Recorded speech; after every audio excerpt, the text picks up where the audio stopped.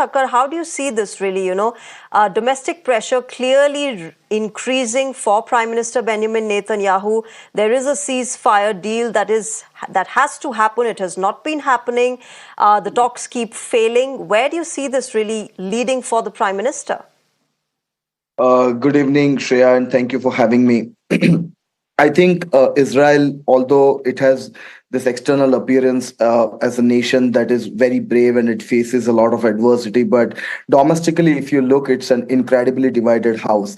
And even before the October 7 attacks, Prime Minister was facing certain scrutiny at home. He was not very popular. There were regular protests against some of his policies, including his judicial plan. And then October 7 comes, it gives him a lifeline. But not everybody has been rallying around him. There are certain challenges.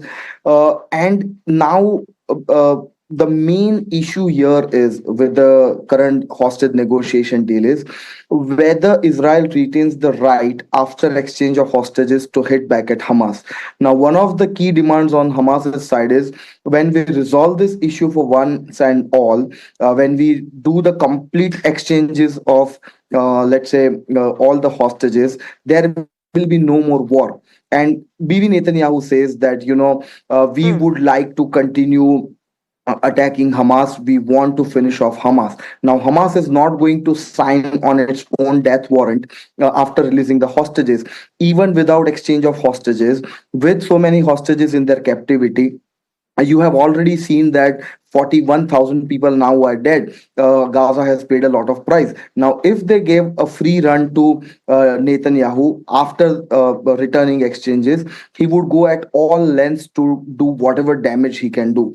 So that is one aspect where a larger question is also tied not only of what to do with Hamas's leadership, but also who governs Gaza. Do you allow Gaza to be run by Hamas and regroup it and regrow it, or some other international arrangement?